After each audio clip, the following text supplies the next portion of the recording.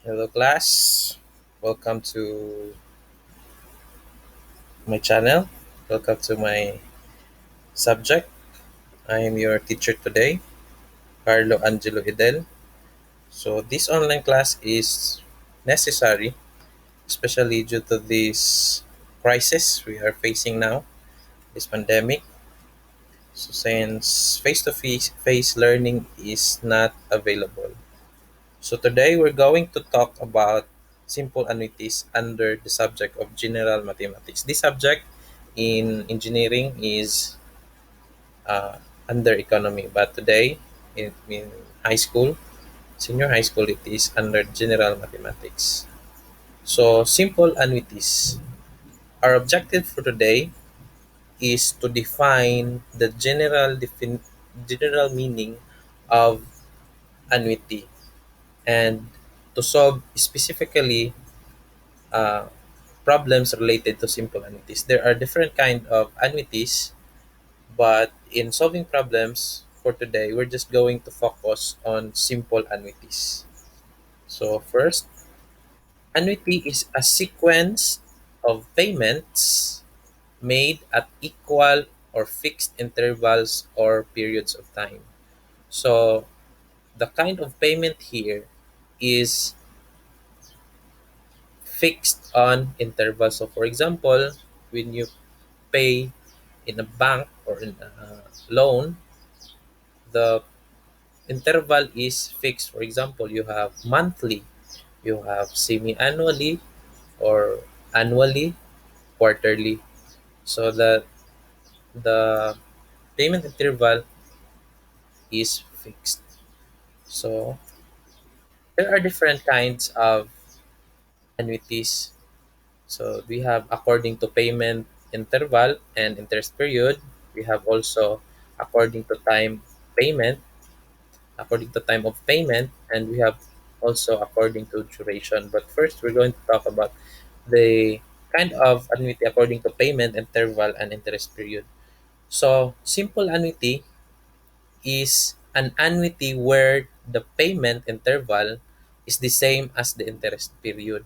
So, your payment interval is also the same with your interest period. So, for example, uh, you pay in a bank 3,000 pesos monthly. The payment interval is monthly, and the interest period is the same because the interest period is also monthly. So you pay for a loan or for a car installment or motorcycle installment monthly, the interest period is also monthly. Or you pay semi-annually, the interest period is also semi-annually. Unlike with general annuity is an annuity where the payment interval is not the same as the interest period. What happens here is that, for example, your payment interval is semi-annually, but the interest period is monthly. So you're going to convert your interest period to the to its equivalent payment interval. So another example, you pay for a bank that uh, pay for a bank monthly, but the interest period is semi-annually, meaning there is no the payment interval is not the same with the interest period. But we will focus on simple annuity for today. We're just defining these terms. So next kind is according to time of payment. So we have ordinary annuity or annuity immediate. So when you say ordinary annuity, it is a type of annuity in which the payments are made at the end of each payment interval. So meaning you did not pay on the starting uh, point, but you tend to pay at the end of each payment. So for example, you you want to install to buy a car for installment, your payment will start next month, not today. Okay? That is an example of ordinary annuity. But in annuity due, the type of annuity in which the payments are made at the beginning of payment interval. So the payment starts today and the next payment next month, for example, if it is monthly, and then the next month, and then the next month. In ordinary annuity, you did not pay on the starting point. You started pay, paying on the first month. So that is the difference between the two. So next is according to duration, we have annuity certain, an annuity in which payments begin and end at definite times. So, like for example, car installment, paying for a car for installment. So you know when your payment will stop. So the the time is definite. Okay, but for example, you're going to pay monthly for 3 years, so it is definite. While in contingent annuity, an annuity in which the payment extend over an indefinite or indeterminate length of time. So we have example here for insurance company, uh, or pension loans, because pension loans will stop, the SSS or the SIS will stop paying for your uh, pension pension if you're dead. So the time is indefinite, so it is unpredictable. So we have to define also the variables we're going to use in solving problems in relation to simple annuity. We have term of an annuity, time. We have time between the first payment interval and the last payment interval. So if you started today paying, then you have the last payment in 6 months, so your time is 6. So regular or periodic payment is the amount of each payment. So also your payment here is equal. So if you pay monthly 3,000, so the whole payment interval is you're going to pay 3,000. And we have also amount or future value is the sum of future values of all the payments to be made due, due to the entire term of the annuity. So what happens in future value is your payment is being computed to the future. For example, you're paying today, you're paying for the next month. Your payment next month will be brought to until the last payment period. So we will talk more about an example. So there is an illustration, so you can understand fully. And we have also present value, the sum of present values of all the payments to be made during the term of the annuity. So what happens in present value? We are going to compute what will be the present value of all the payments you're going to pay for the entire payment period. For example, 6 months, you're going to pay for 6 months. So those payments we will bring back to present if what is the value of those money if we're going to compute it today. Okay? So we have time diagram for an ordinary annuity. This is what I said, an ordinary annuity. So your payment started here on the, for example, if this is monthly, on the first month you started paying here. While on annuity due, you started paying here. So there is R here. But in our ordinary annuity, you started paying on the first month, not on the starting day. Okay? Example, we have an example here. Suppose Mrs. Remoto would like to save 3,000 every month in a fund that gives 9% compounded monthly. How much is the amount or future value of her savings after 6 months? So my first question is, what kind of annuity is this? What kind of annuity? With being told that Mrs. Remoto is going to save or to give 3,000 every month, and the interest period is 9% compounded monthly. So the payment is monthly, so the compounding interest is also monthly. So this is an example of ordinary annuity or simple annuity. Okay, we're given periodic payment R is equal to 3,000. The term is 6 months. Okay, we're given that the term is 6 months. She's going to pay 3,000 each month for 6 months. Interest rate per annum is 0.09 or 9%. So 9% is this 9% is this is the rate per annum, but this 9% is going to be divided monthly because 9% is divided monthly because it is compounded monthly. 9% is just the rate per annum.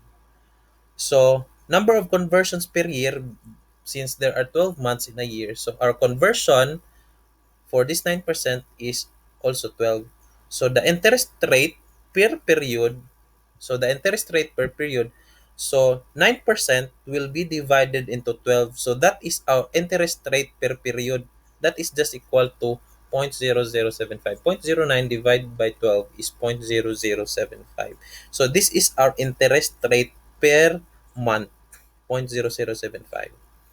So what is being asked is to find the future value at the end of term, which is 6 months.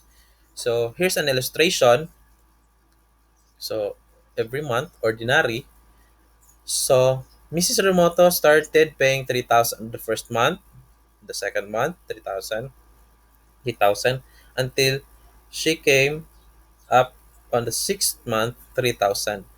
So we are going to find the future value of all the payments at the end of 6 months.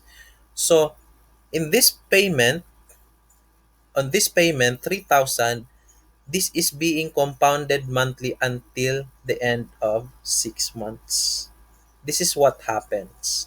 This is what happens in an annuity. The payment is regular, and it is also compounded regularly. Unlike with the first topic, we have simple interest and compound interest. You just pay once. For example, you deposited 1 million once. Then, what is the future value after 5 years? Unlike annuity, annuity is payment in an equal and fixed interval. So, for example, you have here 3,000, you pay 3,000, you pay 3,000. Okay? So, 3,000 using simple interest, this in this illustration, 3,000 is being brought to the sixth month. So for example, 3,000, so you have 3,000 times what times quantity 1 plus 0.0075 raised to 5. 0.0075 is our interest rate per period. So if this 3,000, this will uh, this will have a value in the second month. Am I right? So 3,000 will have an interest in the second month.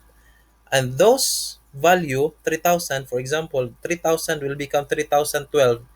3,012 here will also be compounded on the third month, and the value here will also uh, accumulate money, will be brought to fourth and then fifth and sixth. But in our payment in 3,000 in the sixth month, there is no interest since that is the last payment. So that is just equal to 3,000. While on the fifth month, your 3,000 is just accumulated just a small amount of money because the interest period is remaining is just 1 month. The biggest amount you have to you have accumulated is on the first month because this amount is being brought to the sixth month. So this is the computation. We have this computation on simple interest and compound interest. So we have to add all the future values obtained from the previous step. On the sixth month, you have 3,000. On the fifth month, this is fifth, fourth, third, second, and first. So 3,022. This is the smallest because you have remaining 1 month. The biggest accumulation you have on the first month because this is brought to the sixth month. So you have 3,114.20 pesos. So to sum up, you have your future value. The total amount you have is 18,340.89 pesos. So that is how to compute our future value. So that is what you will have on paying 3,000 pesos monthly for 6 months. But it is hassle because you're going to uh, individually uh, solve for each payment. Now, we are going to derive the formula in finding the future value of an ordinary simple annuity. So, we are going to derive the formula in finding the amount of an ordinary annuity similar to the solution of example 1. So, we will get these values in order to come up with the formula. So, everyone will understand and have the shortest way in solving ordinary annuity or simple annuity. So, you have, for example, first, second, nth term. This is n minus 1. So your R here, your payment here is 1 plus J. Your J is, what is J? Your rate per period, interest rate per period. So raised to N, raised to N. So your future value is just to sum up all these values R, this is R, plus R times quantity 1 plus J, this is N minus 1, the N minus 1 term, so forth and so on. Okay, n minus 1, you have this one, 1 plus j, sorry, 1 plus j, you have 1 plus j raised to 2, okay, so forth and so on. So to derive the formula, we multiply both sides. This is our equation 1. We multiply both sides by 1 plus j. Why do we need to multiply both sides by 1 plus j? Because this is common. Okay, this is common to both sides. So when we multiply 1 plus j, because our purpose is to have a shortcut formula to solve for the future value. This formula is could be used, this formula could be used, but this is a long process of solving. So we're going to factor out, do some simplifications in order to get the shortest way in solving the future value. So we will multiply both sides by 1 plus j to get, so multiply 1 plus j, we have f times 1 plus j, r times 1 plus j, so forth and so on. 1 plus j times 1 plus j, that is squared, so forth and so on. Since we have equation 1 and equation 2, we're going to subtract equation 2, equation 1, subtract from equation 1, we have to subtract equation 2 to produce f times 1 plus j. So these two, we're going to subtract. So what will happen is f times 1 plus j minus f. So this is what happened. And r, r minus r, r1 plus j times r minus r1 plus j, that is cancelled. Okay, cancelled. This is cancelled, cancelled, so forth and so on. So what is left is 1 plus j raised to n minus r, this r, because there is no r here, so minus r. So what's left is this 1 minus r. Okay, so we're going to factor out f multiplied by quantity 1 plus j minus 1. This is being factored out. So this would happen. Also this side, this is r is being factored out. So what's left is 1 minus 1. Oh, so what's left is j. So r, what's left here is the same, r 1 plus j n minus 1. So we have j here. We can transpose j to the right side.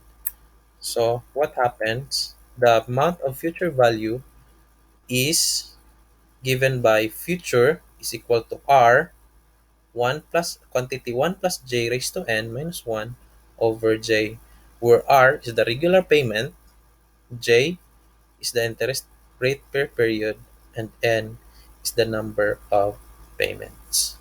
So now we're going to use this formula in solving for the ordinary annuity or the simple annuity. So we have example again. Suppose Mrs. Moto would like to save 3,000 every month in a fund that gives 9% compounded monthly. How much is the amount or future value of her savings after 6 months? So solving, we have solved this.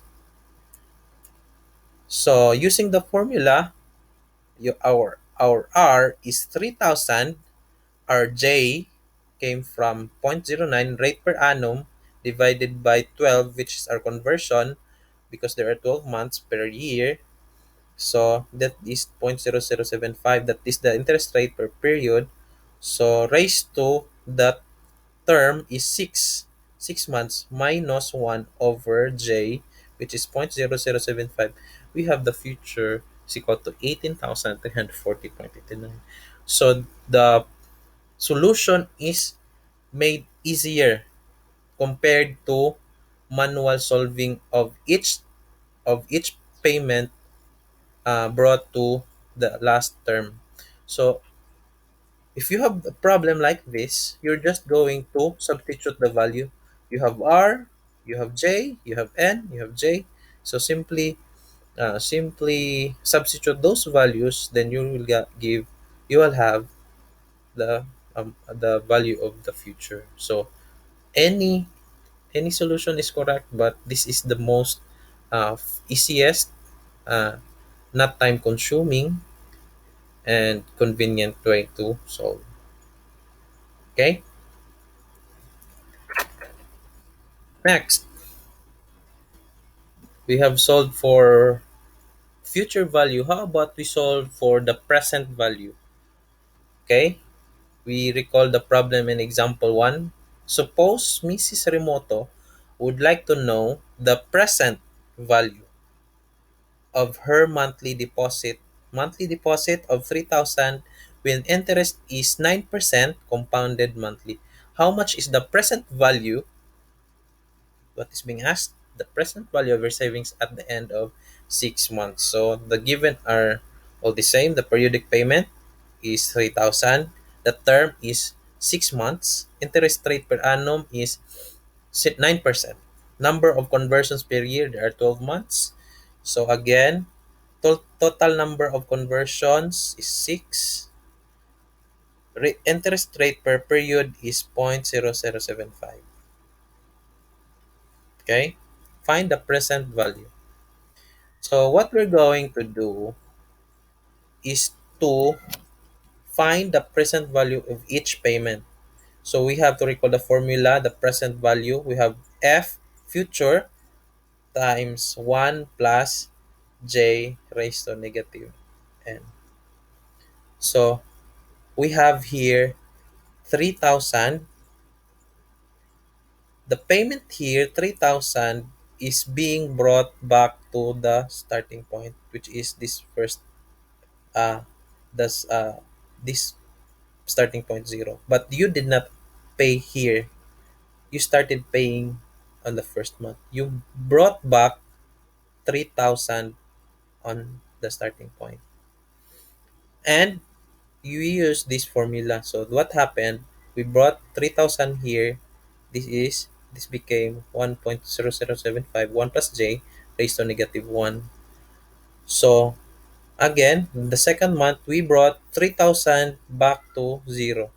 3,000 back to starting point, 3,000.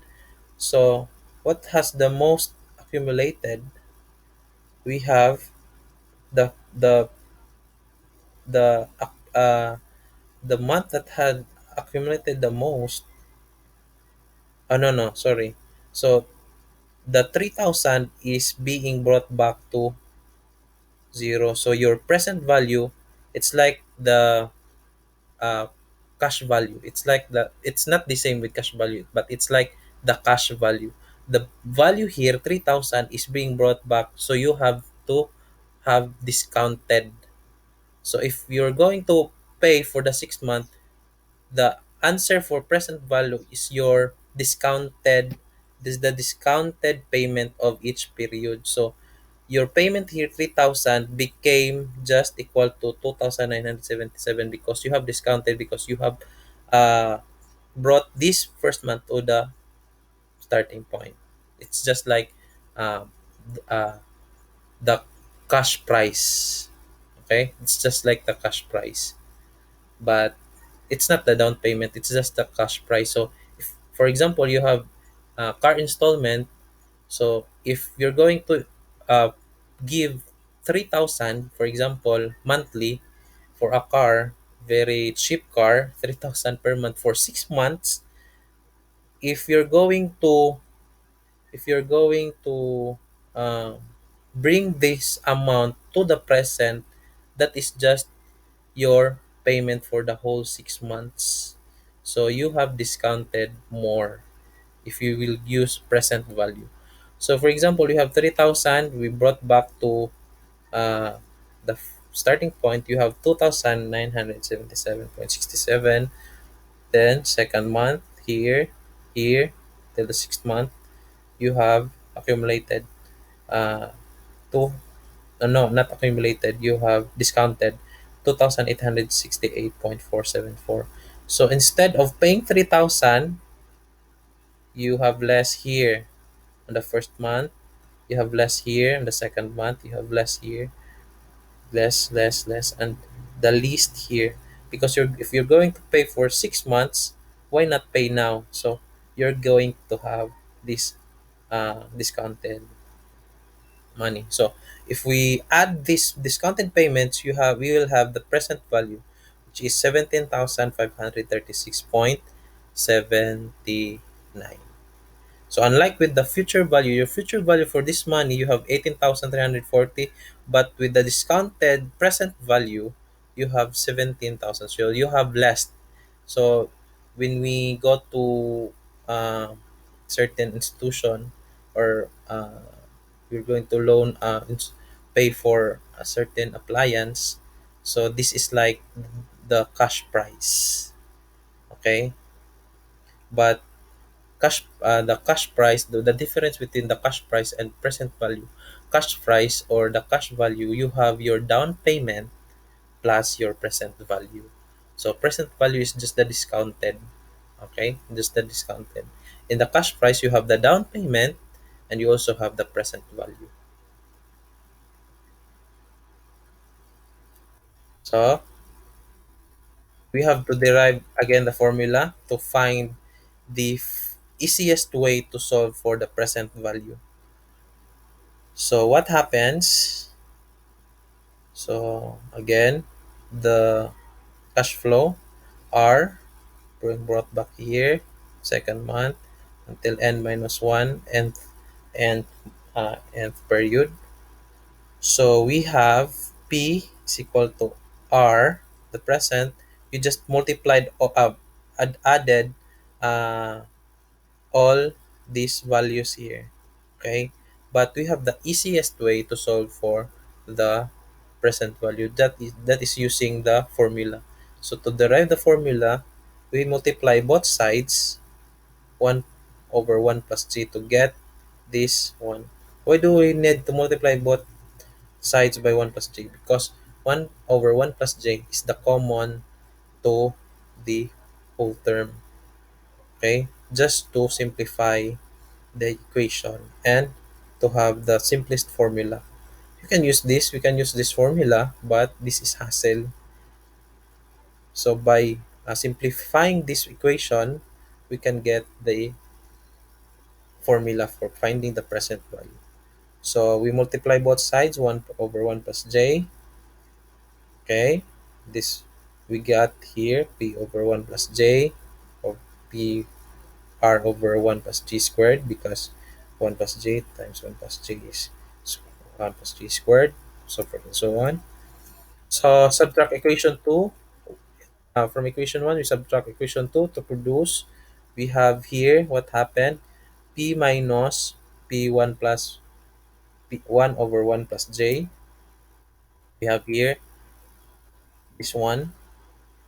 But that's what happened: p minus p over 1 plus j.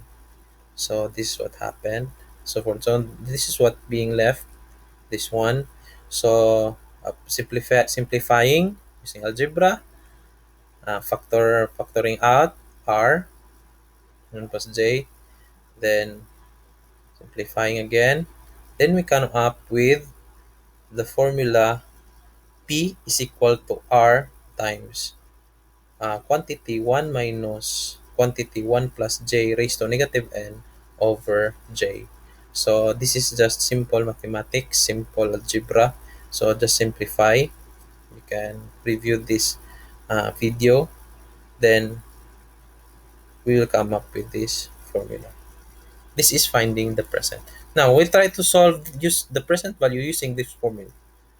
Okay, so the present value is p is equal to r, where r is the regular payment, 1 minus 1 plus j raised to negative n, quantity raised to negative n, where j is the interest rate per period, n is the number of payments.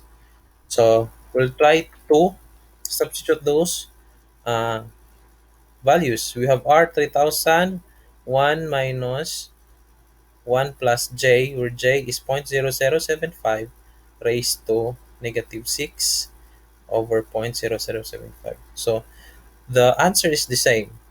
So which solution do you prefer? So we're going to use the easiest way to solving present value. Okay?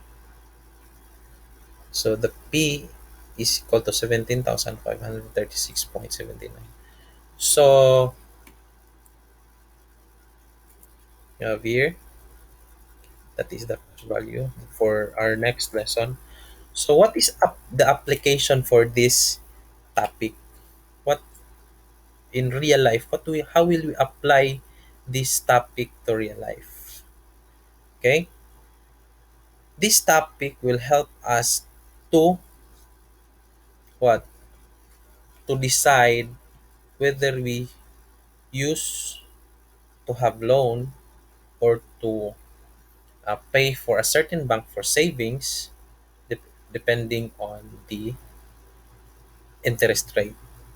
If we are able to determine the application of these formulas, two formulas, we can compute the interest we will get in saving, in having a loan, in having installment. It will make us more wise in spending money. So if you have money, you want to buy a car, do you want to buy it in cash, or to solve the present value with a down payment, or just to pay for installment? So this topic will help you decide what to do with your what to do with your money in spending as on something. So if you computed that you could be it could be wise in installing it for monthly, then good. It depends also rate on the interest rate per period. It depends also on the amount of the uh, the regular payment. So it depends on the values given here. But the most important is you can solve it using these formulas. So if you're going to go to loan industry, you can ask for their interest rate, interest period, the regular payment, then you can easily solve for future. If you have solved the future, if you think uh, that it is wise not to uh, gamble in paying for installment, then you can use uh, present value. You can solve for present value if you think it is wise to have a payment of cash, paying cash than paying installment, then you have applied our topic. So thank you and God bless.